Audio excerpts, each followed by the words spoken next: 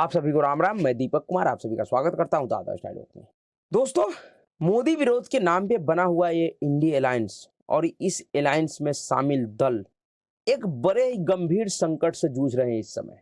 ऐसे तो यह अलायंस इस उद्देश्य के लिए बना था कि 2024 में किसी भी प्रकार से नरेंद्र मोदी को सत्ता से बाहर करना है, लेकिन जिस प्रकार का समस्या इस अलायंस में शामिल दलों के सामने खड़ा है उसको देखकर अब ऐसा लग रहा है कि 2024 के चुनाव तक क्या यह अलायंस अपने पार्टी को बचा कर रख पाएंगे या उनका पार्टी ही खत्म हो जाएगा। जी हाँ, दरअसल ऐसे तो इस अलायंस के सामने बहुत सारी समस्याएं हैं, चाहे वो संयोजक का पद रहा हो या सीट बंटवारे का रहा हो या प्रधानमंत्री पद का उम्मीदवार का मसला रहा हो। ये इस अलायंस के लिए गंभीर मुद्दा है, लेकिन इन सभी मुद्दों से बड़ा इनके सामने यह है कि जिस तरीके से इस अलायंस के वजह से अब इन दलों का नेता टूट रहा है, एक के बाद एक इनका नेता इनका ही पार्टी छोड़कर जो बाहर जा रहा है उसको ये लोग कैसे रोकेंगे और उसके खिलाफ इनके पास क्या उपाय है। दरअसल अब यह अलायंस इन सभी दलों के लिए दलदल बनता जा रहा है और उन दल के पार्टियों के लिए, और अब इन दलों का पार्टी इस दलदल से जितना जल्दी से जल्दी हो सके बाहर निकलने का प्रयास कर रहा है। हरियाणा से लेकर महाराष्ट्र, बिहार और असम तक इस समय इस अलायंस में शामिल दलों के लिए यह सबसे बड़ा समस्या है कि जो इनके पार्टी का नेता जो इनका साथ छोड़ रहा है एक के बाद एक, उनको ये लोग कैसे रोकेंगे। और जब अपने पार्टी के नेताओं को नहीं रोक पाएंगे तो फिर 2024 में मोदी को कैसे रोकेंगे। जिस अलायंस की इतनी क्षमता नहीं है कि वह अपने नेता को रोक पाए, अपने अलायंस को रोक पाए, वह भला नरेंद्र मोदी को रोक लेंगे, ये तो कल्पना से परे है। दरअसल कल हरियाणा में आम आदमी पार्टी के हरियाणा प्रदेश चुनाव समिति का जो अध्यक्ष था अशोक तंवर, उन्होंने पार्टी से इस्तीफा दे दिया है और उन्होंने इस्तीफा के पीछे का जो कारण बताया है वह कारण इन पार्टियों के लिए सबसे बड़ा समस्या बना हुआ है। दरअसल उन्होंने कहा है कि हमें इस्तीफा इसलिए देना पड़ रहा है क्योंकि हम जिस पार्टी के खिलाफ अब तक चुनाव लड़ रहे थे, रणनीति बना रहे थे, अब भला हम उस पार्टी के साथ कैसे काम कर सकते हैं। हमने जिस पार्टी को छोड़कर यहां आया फिर से उसी पार्टी के साथ कैसे हम काम करेंगे। जी हाँ, ये बड़ी समस्या है। दरअसल इस अलायंस में जो दल शामिल है उनके राष्ट्रीय स्तर के नेता तो एक दूसरे से हाथ मिला लिया, वो एक दूसरे के साथ गठबंधन बना लिया, लेकिन जो इन दलों के जमीनी स्तर पे काम करने वाला नेता है, जिन्होंने हमेशा से ही अपने विचारधारा के साथ और जो सामने वाला विचारधारा उसके खिलाफ लड़ाई लड़ा है, अब उसके सामने यह समस्या है कि वह एक दूसरे के सामने बैठकर काम कैसे करेंगे, एक दूसरे के साथ कैसे बैठेंगे, और अगर वो एक दूसरे के साथ बैठेंगे तो जनता में क्या मैसेज आएगा। और यही कारण है कि इस अलायंस में जो शामिल दल है उन दलों का नेता अब एक के बाद एक पार्टी छोड़कर जा रहा है।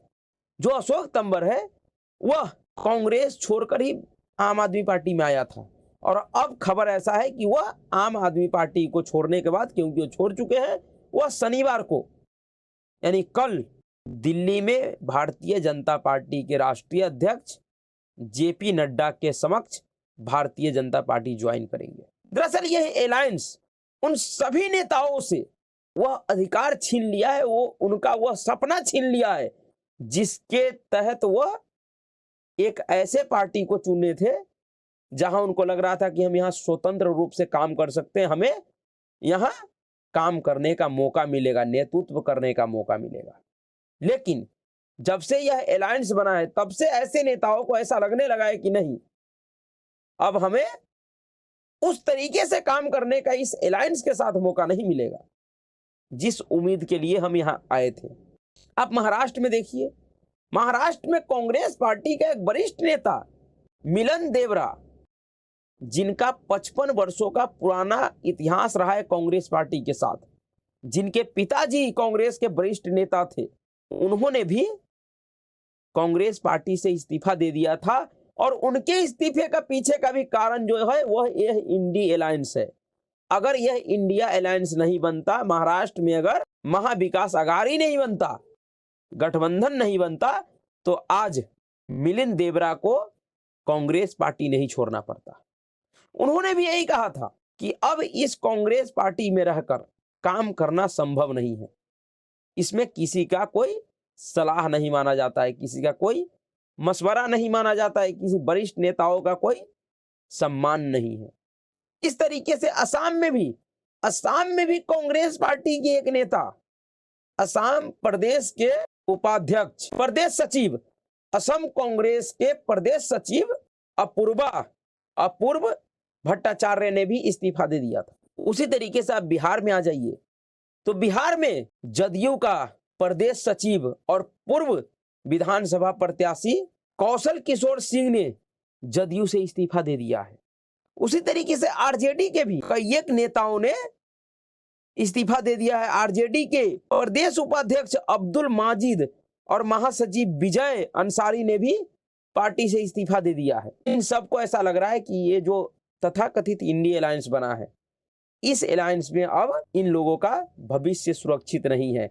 इसी प्रकार से आरजेडी का एक सांसद है, पूर्व सांसद विश्व मोहन कुमार, उन्होंने भी आरजेडी से इस्तीफा दे दिया है और वो भारतीय जनता पार्टी के सदस्य बन गए हैं। और उन्होंने भी आरोप लगाया है कि अब आरजेडी में काम करना संभव नहीं है, इसमें परिवार के अलावा और कोई आगे नहीं बढ़ सकता। और यह अलायंस, यह राजनीतिक दल, इनके नेता सपने देख रहे हैं कि वो 2024 में मोदी जी को रोकेंगे। पता नहीं कैसे रोकेंगे, अपने नेताओं को तो रोक नहीं पा रहे हैं, अपने नेताओं से जुड़े हुए समस्या को तो सुलझा नहीं पा रहे हैं, और यह नरेंद्र मोदी को रोकेंगे। यह देश के जनता के लिए भी समझने वाली बात है कि जो अलायंस, जिसका इस तरीके से मार्केटिंग किया जा रहा है, उन्होंने अब तक अपने किसी भी महत्वपूर्ण मुद्दे को नहीं सुलझा पाया है, मामूली सा सीट शेयरिंग के मुद्दे को नहीं सुलझा पाया है, और अब उनका ही पार्टी, उनका ही नेता उनका पार्टी छोड़कर जा रहा है। हर कोई आरोप लगा रहा है कि इस अलायंस के साथ काम करना संभव नहीं है, और ये सब मोदी को रोकेंगे। यह जनता को भ्रमित कर रहे हैं। अब देखना यह है कि 2024 तक यह मोदी विरोधी अलायंस रहता है, इसमें शामिल दल बचता है या नहीं बचता है। मोदी को हराना बहुत दूर की बात है। तो अभी के लिए इतना ही। अगर आपको वीडियो अच्छा लगा तो वीडियो को लाइक कीजिएगा, शेयर कीजिएगा और चैनल को सब्सक्राइब कीजिएगा। नमस्कार।